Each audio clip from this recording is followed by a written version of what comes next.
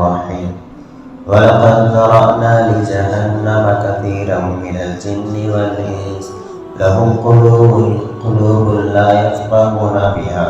ولهم أعين لا يبصرون بها ولهم آذان لا يسمعون بها أولئك كالأنعام بل هم أضل أولئك هم الغافلون۔ اوپر کی آیت میں فرمایا تھا کہ جن کو اللہ تعالیٰ گمراہ کرتا ہے وہی نقصان اٹھاتے ہیں، وہی نقصان میں پڑتے ہیں، اور اللہ تعالیٰ گمراہ کرتے ہیں ان کی سرکشی اور عناد اور ہٹ درمی اور حق کو ٹھکرانے پر مصر رہنے سے، اصرار کرنے سے، اس پر جمے رہنے کی وجہ سے اللہ تعالیٰ دلوں پر مہر لگا دیتے ہیں۔ ایک آدھ بار کی غلطی پر اللہ دلوں پر مہر نہیں لگاتے، بلکہ جب آدمی گناہ پر مصر ہو جاتا ہے، اڑ جاتا ہے، ٹھان لیتا ہے کہ مجھے یہ کرنا ہی ہے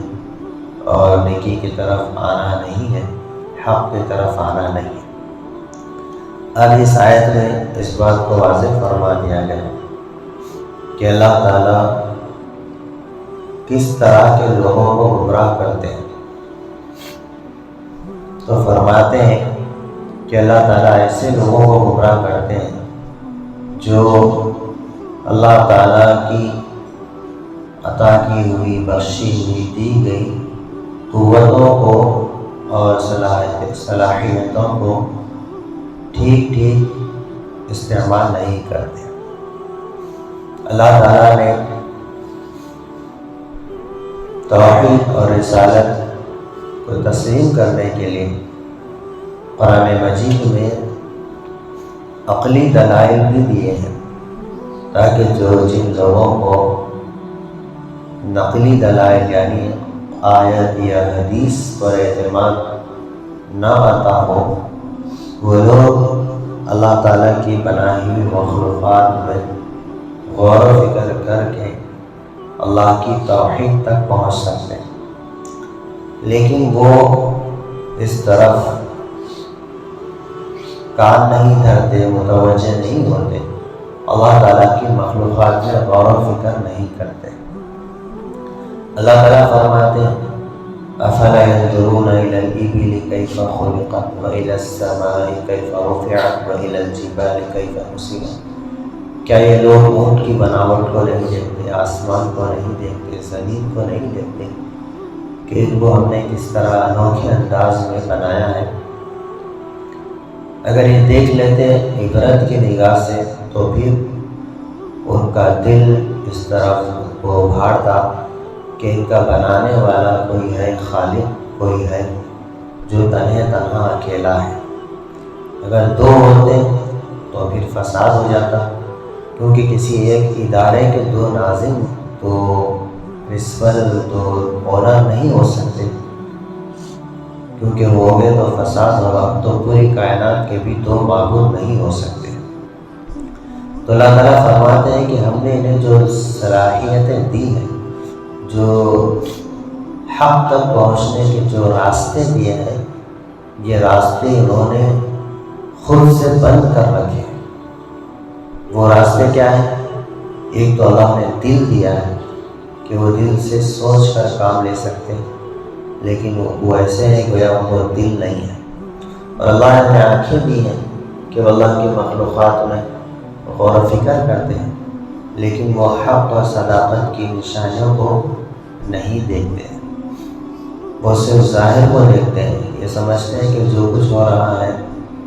فلاں سے ہو رہا ہے، فلاں سبب سے ہو رہا ہے، فلاں حکومت سے ہو رہا ہے، عبرت کی نگاہ سے نہیں دیکھتے کہ جو کچھ ہو رہا ہے وہ اللہ کی طرف سے ہو رہا ہے۔ اللہ نے انہیں بھی کان دیے ہیں، لیکن وہ کلام الہی کو نہیں سنتے، حق بات کو نہیں سنتے، وہ باطل کو سنتے ہیں، باطل کا ہی یقین دل میں بٹھاتے ہیں۔ غرض یہ کہ انہوں نے ظاہری اور باطنی سارے حواس اپنی طرف سے بیکار کر دیا، جبکہ اللہ تعالیٰ نے جو ظاہری اور باطنی حق تک پہنچنے کے لیے جو ذریعے دیے ہیں، دل، دماغ، کان، آنکھ وغیرہ یہ سب گویا ان کے معاف ہو چکے ہیں، کوئی کام کے باقی نہیں رہے، کیونکہ وہ ان چیزوں کو باطنی چیزوں کی طرف، اللہ کی طرف،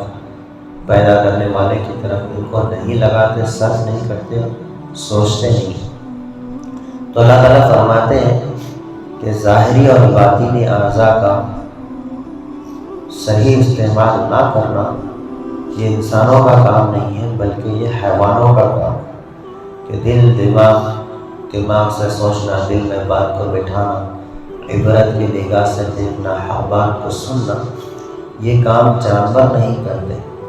انسانوں کے کام ہے۔ اگر انسان نہیں کر رہے ہیں تو گویا یہ بھی انسان نہیں ہے، بلکہ یہ انسان نما جانور ہے۔ یہ جسم کے اعتبار سے تو انسان نظر آ رہے ہیں، لیکن حقیقت کے اعتبار سے یہ جانور ہو چکے ہیں، کیونکہ وہ بھی جانور بھی اپنی ساری قوتوں کو، باطنی اور جسمانی ساری قوتوں کو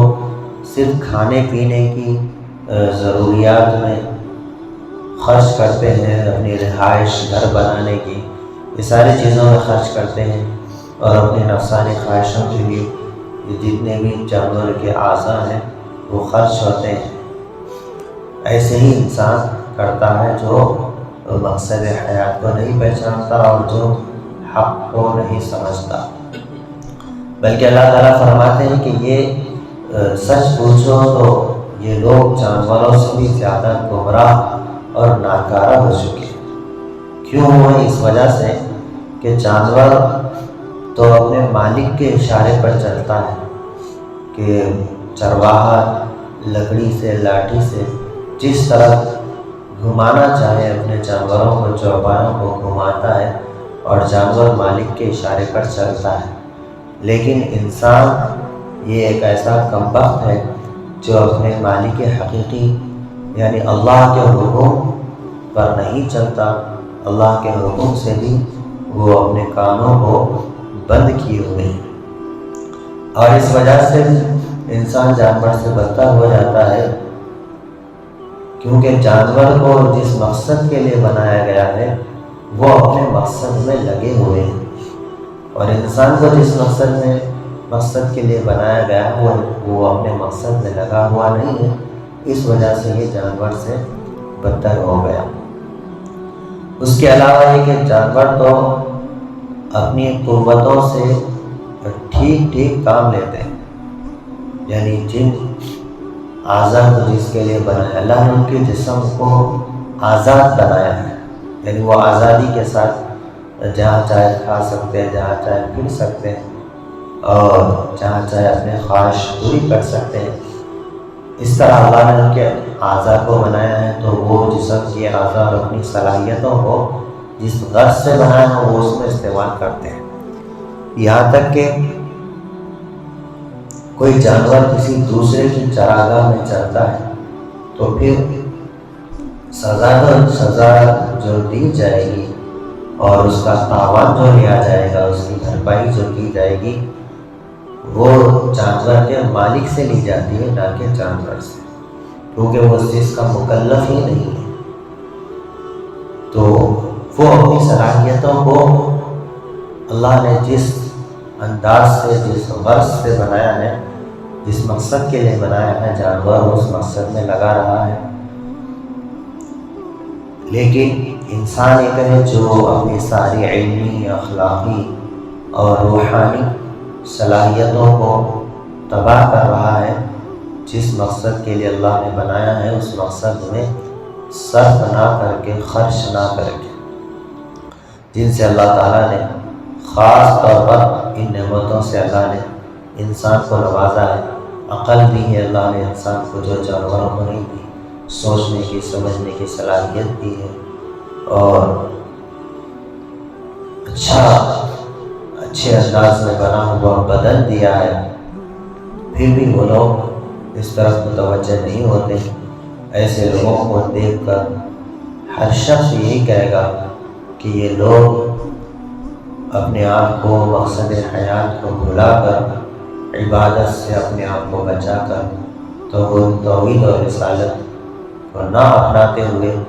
جو غیر مسلم ہیں، اور جو مسلمان ہیں توحید اور رسالت کی ناقدری کرتے ہوئے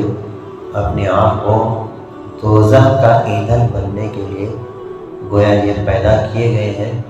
ایسا یہ زندگی گزار رہے ہیں۔ اور ہم نے بہت سے جن اور انسان